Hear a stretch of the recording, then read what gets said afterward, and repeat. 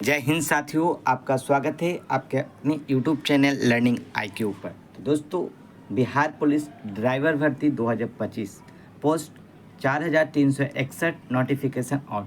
इसमें हम लोग जानेंगे इस फॉर्म को भरने के लिए एज रिक्वायरमेंट क्या है, सिलेबस क्या है, एग्ज़ाम पैटर्न क्या है, चयन प्रक्रिया क्या होगी। संपूर्ण जानकारी इस वीडियो के अंत तक जरूर बताएंगे, तो वीडियो को अंत तक देखें। साथ ही चैनल पर पहली बार नए चैनल को सब्सक्राइब कर दोस्तों प्लीज़ ज़्यादा से ज़्यादा शेयर कर दें। पीडीएफ प्राप्त करने के लिए आप हमारे नीचे description Telegram channel link learning IQ का है, उसे ज्वाइन कर लीजिए, वहाँ पर पीडीएफ को शेयर कर दिया जाता है। तो देख सकते हैं बिहार सरकार गृह विभाग चयन भर्ती विज्ञापन संख्या 225 है आपका। पुलिस एवं वर आपके आवेदन करने की जो तिथि है 21 जुलाई से लेकर 20 अगस्त तक फॉर्म को भर सकते हैं। साथ ही यहाँ पर चालक सिपाही की भर्ती के लिए आवेदन मांगा गया है और इसके लिए आपको फॉर्म भरना है। साथ ही दोस्तों यहाँ पर हम लोग आगे जानेंगे, रिक्ति जो है वो आपका टोटल 4361 है। इसके लिए आपको वेतनमान लेवल 3 का मिलेगा 21,700 से लेकर 59,100 रुपये तक यहाँ पर। और साथ ही देखिए वैकेंसी किस किस के लिए कितना है। तो यूआर कैंडिडेट हैं अगर आप, तो आपके लिए यहाँ पर जो टोटल है 1772 और महिलाओं के लिए 620, ईडब्ल्यूएस के लिए 436, 153 महिलाओं के लिए, एससी पुरुष के लिए 632, 221 महिलाओं के लिए, एसटी 24 पुरुष 8 महिलाओं के लिए, ईबीसी 757 पदों महिलाओं के पुरुष के लिए, 265 महिलाओं के लिए, बीसी 492, 172, इस साइड फीमेल मेल और ये फीमेल का है। पिछड़े वर्ग के लिए आपका 248। तो इस तरीके से टोटल 4361, 1439 और 87 पदों को मिलाकर ये बनाया गया है। जैसा कि यहाँ पर देख सकते हैं स्तंभ 5 में 6 जो है 4 में सम्मिलित है।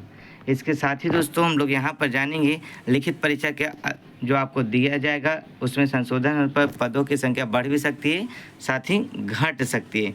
इसके लिए आपको आवेदन पत्र करना है, तो उसके लिए पहले आप मापदंड को जान लीजिए। अगर आप यूआर कैंडिडेट हैं या आप बीसी कैंडिडेट हैं तो आपको जो हाइट है वो 165 चाहिए न्यूनतम।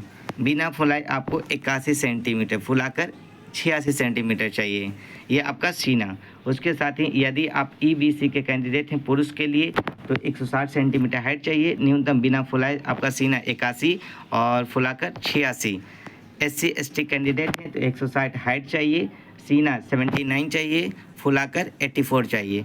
यदि आप भारत के मूल बिहार सशस्त्र में हैं तो आपके लिए 160 सेंटीमीटर हाइट, फुलाए आपका बिना फुलाए 79 और फुलाए 84 चाहिए। जो भी महिला हैं, जो भी कैटेगरी के हैं, उन सभी के लिए 155 हाइट चाहिए, सीना लागू नहीं है इसमें। फुलाने के बाद सीना की मापी 5 सेंटीमीटर का अनिवार्य है। सभी वर्गों की महिलाओं के लिए न्यूनतम वजन 48 किलोग्राम होना जरूरी है। यदि आप महिला हैं तो आपका 48 केजी होना ज़रूरी है। ट्रांसजेंडर के लिए मापदंड का समान होंगे, महिला के प्रति समान होंगे जो भी ट्रांसजेंडर कैंडिडेट होंगे। शैक्षणिक अर्हता के लिए आपको इंटरमीडिएट 10+2 या ग्रेजुएशन समकक्ष पास होने चाहिए। उसके साथ ही आपका 4 अभ्यर्थी को हल्का मोटर वाहन यानी कि लाइसेंस एलएमवी और एचएमवी दोनों हैं। तिथि से जो फॉर्म भराएगा उसके तिथि से 1 वर्ष पहले निर्गत होना चाहिए, तभी जाकर फॉर्म को भर सकते हैं। यदि आपका एज, अभ्यर्थी की उम्र जो है वो मैट्रिक के मार्कशीट के आधार पर किया जाएगा।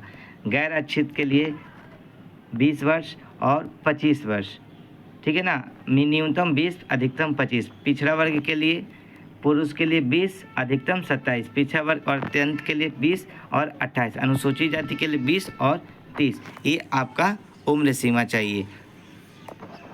इसके साथ ही बिहार पुलिस संगठन में संचालक के लिए संविदा अभ्यर्थी की उम्र संविदा नियोजन की छूट दी जा सकती है। जो भी संविदा पर काम करे थे उनको छूट दिया जा सकता है।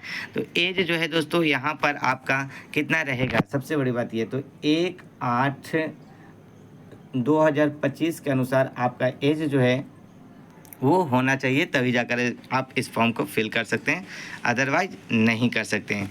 यहाँ पर आरक्षण के लाभ बिहार सरकार का जो है वो नियम के अनुसार दिया जाएगा। आवेदन पत्र में आरक्षण के दावा नहीं करने पर लाभ नहीं मिलेगा। जाति के आधार पर आरक्षण बिहार के मूल निवासी को ही सिर्फ मिल सकता है, ठीक है। राज्य के बाहर अगर आप रहते हैं और आरक्षण कोटि की गणना करते हैं तो आपको सामान्य रूप से माना जाएगा, आपको जनरल माना जाएगा। अगर आप बिहार के हैं तो आरक्षण दिया जाएगा। सामान्य प्रशासन विभाग में 9 जुलाई को आलोक में मूल निवासी और जो आपके गैर आरक्षित वर्ग की महिलाएं हैं उन सभी को मूल रूप से 35% आरक्षण दिया जाएगा।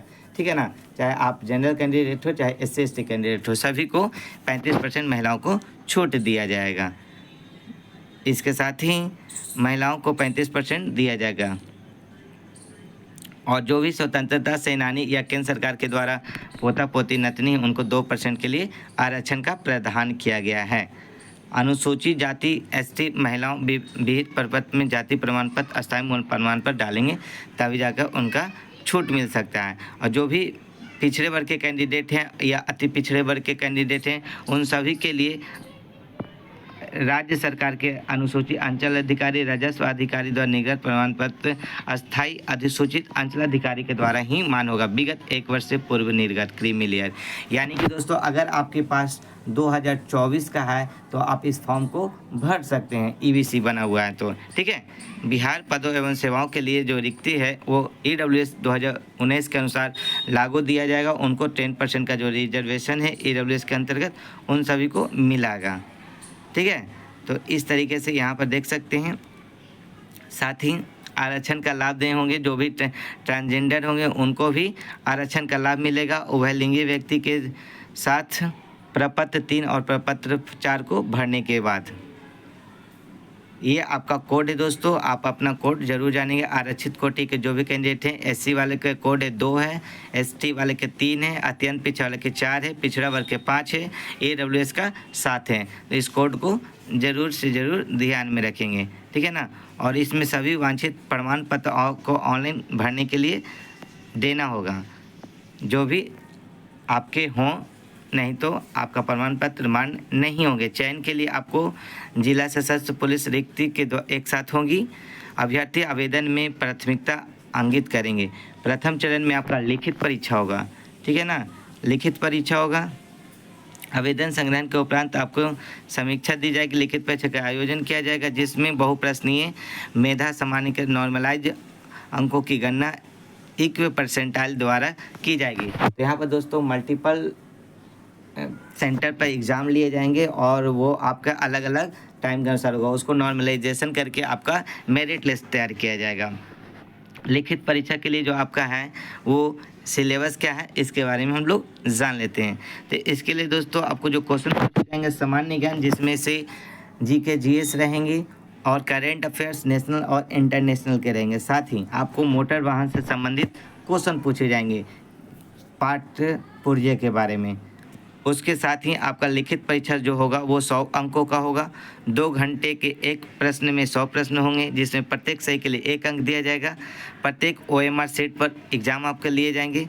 उत्तर पुस्तिका 2 प्रति होंगी जिसमें 1 प्रति कार्बन होंगे जिसमें आपको एक वर्ष के लिए सुरक्षित रखी जाती है। अगर आपको किसी तरह का कोई दिक्कत हो तो आप उसको जांच कर सकते हैं। इस पत्र में गैर आरक्षित जो भी कैंडिडेट होंगे उनके लिए 40% पास करना जरूरी है। पिछड़े वर्ग के लिए 36.5, पिछड़ा वर्ग 1 के लिए 34%, SC/ST महिलाओं के लिए 32% पास करना अनिवार्य है, तभी जाकर आपका आगे हो पाएगा। लिखित परीक्षा के आधार पर यथासंभव रिक्तियाँ का अनुसार 5 गुना व्यक्तियों को सेलेक्ट किया जाएगा उनका फिजिकल टेस्ट के लिए दक्षता शारीरिक दक्षता हेतु। ठीक है, उसकी लिखित अंतिम सूची का आधार नहीं होगा। लिखित परीक्षा केवल शारीरिक दक्षता के लिए क्वालिफाइंग होगी। तो रिटन एग्जाम जो होगा वो आपको सिर्फ क्वालिफाइंग होगा। मेन आपका द्वितीय परीक्षा जो कि PET होगा लिखित परीक्षा के आधार पर ही होगा। अभ्यर्थियों को शारीरिक दक्षता में शामिल होना अनिवार्य है और सफल होना अनिवार्य है। शारीरिक दक्षता मापदंड छूट अनुमान नहीं है। महिला अभ्यर्थियों के लिए दक्षता के समय गर्भवती न होने का घोषणा देना अनिवार्य है। गर्भवती महिलाओं को शारीरिक दक्षता में भाग लेने की अनुमति नहीं होगी। चालक सिपाही पद पर नियुक्ति है तो द्वितीय चरण में शारीरिक दक्षता दौड़, लंबी कूद, गोला फेंक इन चारों स्पर्धा को अलग अलग सफल करना होगा। शारीरिक दक्षता परीक्षा के लिए अंक दे नहीं होंगे परंतु विहित जरूरी है। तो यहाँ पर दोस्तों दौड़ जो है वो उम्मीदवार के लिए पात्रता है। सभी कोटि के पुरुषों के लिए 1 मील 1.6 किलोमीटर 7 मिनट में, सभी कोटि की महिलाओं के लिए 1 किलोमीटर अधिकतम 7 मिनट में दौड़ना है। दूसरा जो है दोस्तों उम्मीदवारों को शारीरिक दक्षता में पुरुष उम्मीदवार के लिए ऊंची कूद 3 फीट 6 इंच, लंबी कूद 10 फीट, गोला फेंक 14 फीट है कोटी। महिलाओं के लिए ऊंची कूद 2 फीट 6 इंच, लंबी कूद 7 फीट, गोला फेंक 8 फीट आपको गोला फेंकना है। ट्रांसजेंडर महिलाओं के लिए ट्रांसजेंडर जो है अभ्यर्थी वो महिलाओं के लिए जो नियम है उसी के अनुसार होगा। तीसरा, नियत समय पुरुषों के लिए 7 मिनट, महिलाओं के लिए 7 मिनट दौड़ पूरी करने वाले को गोला फेंक में दिया जाएगा, आपको अवसर अदरवाइज नहीं होगा। यदि कोई अभ्यर्थी शारीरिक दक्षता परिणाम से असंतुष्ट है तो दक्षता के लिए 3 दिन के भीतर अपनी आपत्ति समक्ष दर्ज करा सकते हैं। तो ये आपका दोस्तों टोटल है। तीसरा चरण जो होगा वो आपका मोटर वाहन चालन संबंधी दक्षता होगा। शारीरिक दक्षता जांच में सफल अभ्यर्थियों को मोटर चाल में सम्मिलित होने का अवसर। इस दक्षता का जांच अधिकतम 100 अंक का होगा। उम्मीदवार के प्रदर्शन के आधार पर उन्हें रीति रिवाज से अंक प्रदान किए जाएंगे। ए टेस्टिंग होगा, नीचे दर्शाया गया, जिसमें छोटी गाड़ी जीप AHBG के रास्ते में प्रवेश करना है आयताकार के अंदर, तो गाड़ी का रूप बदलकर BG एवं EG के रास्ते आना होगा। नोट आदि खंभे, इस तरीके से ये दोस्तों आपको वहाँ पर बनाया जाएगा और गाड़ी चलाकर आपको दिखाया जाएगा, ठीक है ना। उपरयुक्त टेस्टिंग, तो इस प्रकार से जीप चलाने की क्षमता के लिए आपको 40 अंक दिए जाएंगे। 1 मिनट तक अगर आप 3 गियर पर चलाते हैं तो 40, 1 मिनट तक 32, 5 गियर पर, 1 मिनट से अधिक परंतु 2 मिनट 5 गियर पर 24, 2 मिनट से अधिक तो 16। तो 3 मिनट से अधिक समय चलने वाले से 5 गियर पर करने वाले विद्यार्थी को असफल माने जाएंगे, ठीक है ना। कार चलाने की क्षमता जाँच के लिए अधिकतम 40 अंक पास होंगे। तो इस तरीके से आपको पास मार्क्स लाने हैं। उसके बाद बस या ट्रक चलाने के लिए आपको 20 मार्क्स दिए जाएंगे। बस या ट्रक सभी गियर बदलकर बिना गियर 8 अंक, गाड़ी को चलाकर 4 अंक, गाड़ी को पीछे चलाते हुए चित्र बनाना 8 अंक।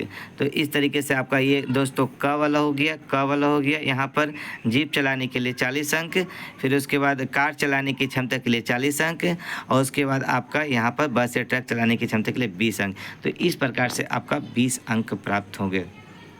चतुर्थ चरण में आपका डॉक्यूमेंट वेरिफिकेशन किया जाएगा। मोटर वाहन संबंधित के लिए उम्र, वाहन चालन, अनुज्ञप्ति सभी चेक किए जाएंगे। डॉक्यूमेंट में आपका मोटर वाहन जांच के दिन ही जांच किया जाएगा, उसी दिन प्रमाण पत्र का भी किया जाएगा जांच। अभ्यर्थी को कंडिका 4 को देखना है। तो ये सारे डॉक्यूमेंट का सत्यापन किया जाएगा। फोटो एक तो आपका आधार कार्ड, ड्राइविंग लाइसेंस किसी एक होना चाहिए। जन्म तिथि के लिए मैट्रिक और जो आपके डॉक्यूमेंट है वो चाहिए। इंटरमीडिएट परीक्षा पास चाहिए, उसका अंक पत्र और सर्टिफिकेट चाहिए। SC कैंडिडेट के लिए आपका जाति प्रमाण पत्र होना चाहिए और अस्थायी प्रमाण पत्र होना है। पिछड़े वर्ग कैंडिडेट के लिए भी आपका सक्षम डॉक्यूमेंट चाहिए।